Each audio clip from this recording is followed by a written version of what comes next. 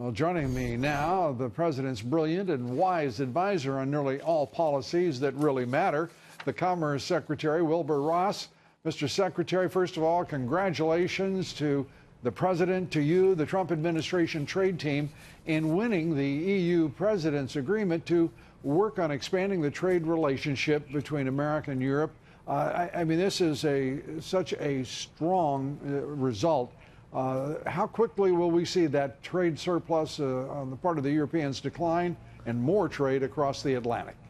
Well, it's going to take a while to implement, but the key ingredients are both leaders agreed on the real objectives in detail, namely no tariffs, no non-tariff trade barriers, no subsidies, no interference with market access. Those are very, very big steps, and he accomplished them, I think, because of his very strong position on putting in the tariffs we did already and gearing up to do the automobile tariff if necessary. You know, Mr. Secretary, I have to agree with you 100%. You know, I listened to the wailing of Rhino lame duck speaker Paul Ryan, whining about everything, including the tariffs, saying this is no way to operate.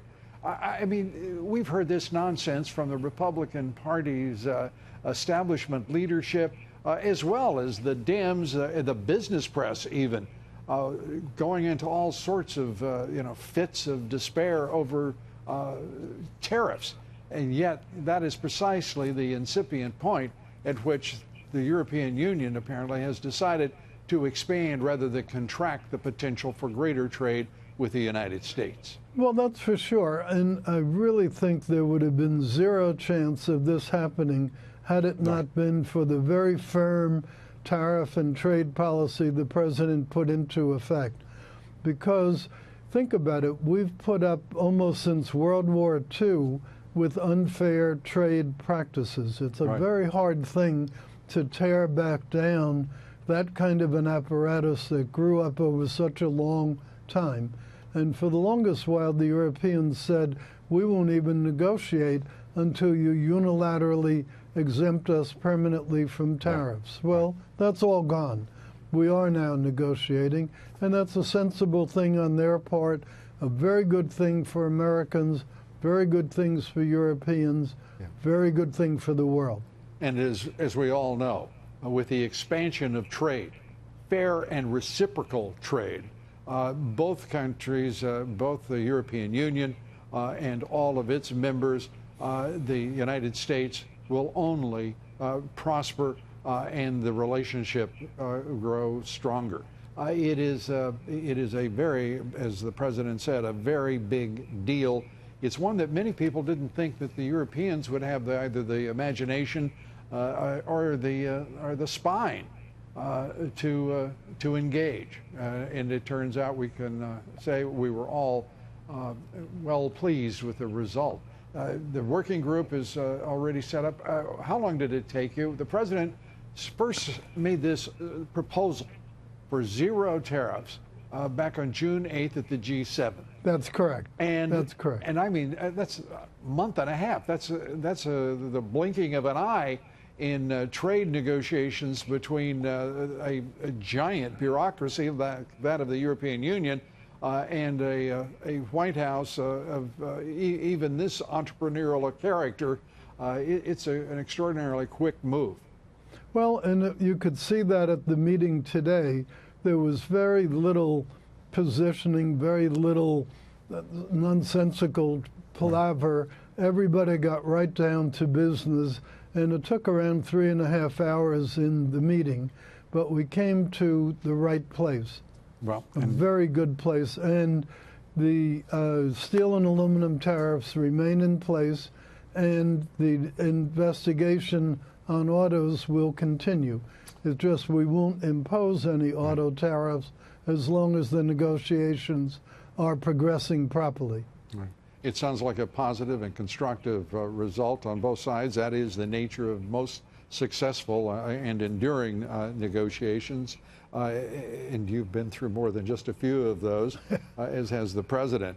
it does leave open the question of China, because, as the president noted, the retaliatory tariffs from the Chinese, President Xi has not shown that he is particularly impressed with the tariffs imposed so far. The president says he's willing to take all $500 billion worth of Chinese imports and put tariffs on them. Do you think that the Chinese are going to come to their senses, or is it going to have to be a beatdown of the China government before they understand that this is a new administration and that there'd better be mutual respect and reciprocal trade? Right. Well, I think 2 points. First, assuming we do make a deal with the EU, it would be logical for the EU also to be supportive of us in the issues with China.